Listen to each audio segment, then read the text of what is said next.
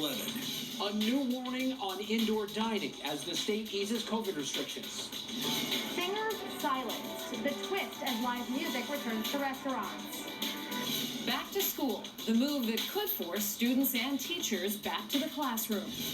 Cold weather in charge this weekend, but everyone looking toward next week with spring air in the forecast. Friday night football, and this season is a real game changer.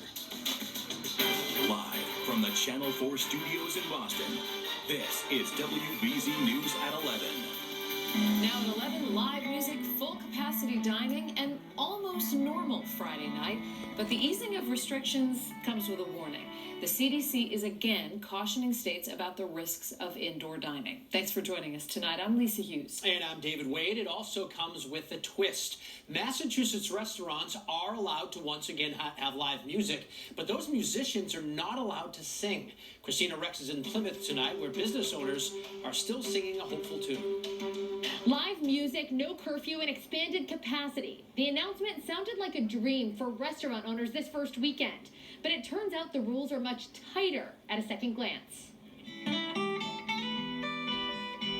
Tim Curry plucks away at his guitar inside Uva Wine Bar in Plymouth.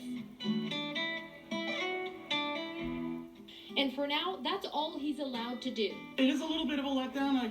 I probably have 15 new songs I was hoping to debut tonight. It just changes everything when we have live music. Owner Katie Fair spent the week booking acts once she learned live music was back, only to receive a letter from the state Friday saying while musical performances are allowed at licensed establishments for on-premises alcohol consumption, singing is not permissible indoors as part of these performances. Well, we just heard about it this afternoon, so I haven't been able to get in touch with everybody that we booked already. As business owners scramble to navigate Massachusetts' uber-specific rules like no capacity limits as long as there's enough room for social distancing, the CDC announced a study Friday suggesting indoor dining is dangerous. Increases in daily death rates of COVID-19 cases and deaths grew more quickly within 40 to 80 days following restaurants being allowed to resume on-premises dining. In Plymouth, people seem ready to be out, filling the tables at Uva and requesting songs from Tim that he simply isn't allowed to sing. And the musicians in Massachusetts are just dying to get out and perform for the public again.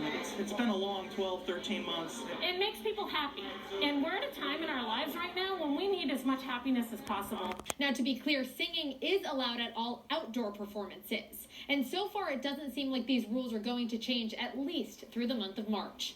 In Plymouth, Christina Rex, WBZ News. Christina, thank you. A power play to reopen schools in Massachusetts full-time. The state gave the Education Commissioner the authority to end remote learning and force students and teachers back to the classroom. As Tiffany Chan reports, the youngest students could return in a matter of weeks. Most school districts are eager to welcome students back into the classroom, but others, especially in urban settings, are really trying to figure out whether they can invite every student back while also socially distancing. It came down to a vote by the State Department of Elementary and Secondary Education to begin phasing out hybrid and remote learning in schools. With the direction of the virus, access to the vaccine, I think this is the right time to be planning for this. The goal is to begin with grades K through 8, getting them back into the classroom 5 days a week. Salem School Superintendent Steve Zreich says this offers much needed clarity, not only for districts, but for families. It brings back some degree of normalcy, and there's a lot of planning that needs to be done between now and the beginning of April. That includes the health and safety of students and making sure all teachers will be vaccinated on time. We have to really look at our staffing. We have to look at space in our buildings. For many schools, giving students ample space to socially distance will be a challenge. That's the case for Westport Junior Senior High School, where both student bodies share a building. Based on the space limitations of the school, we simply, even at the 3-foot distance, cannot get our students in at this point full. So we will be filing a waiver with the Department of Elementary and Secondary Education. Along with the districts, parents can also request to keep their child remote for the rest of the school year. More details on the shift to full in-person learning will come next week.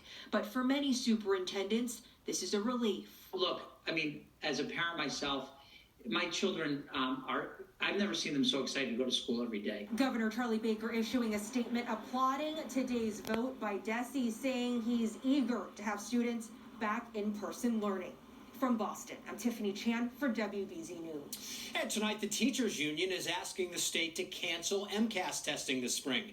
Earlier today, the education department announced that the exams for students grades 3 through 5 would be delayed by a month from April to May. Well, today the state reported nearly 1,700 new COVID cases on more than 100,000 tests and 25 new deaths. This is a milestone, though. Massachusetts has now administered more than 2 million vaccines, including 74,000 shots just today. Massachusetts is taking 3 states off its high-risk travel list. Missouri, Washington, and Oregon are now considered safe. Maine has dropped Massachusetts, Connecticut, and Rhode Island from its list, but because Maine is still on the Massachusetts list, you will have to quarantine, at least for now, when you come home from Maine. Well, tonight, a breakthrough to end the stalemate on the pandemic relief bill in Congress. Senators have reached a deal on unemployment benefits. It means help for millions of Americans is now just a vote away.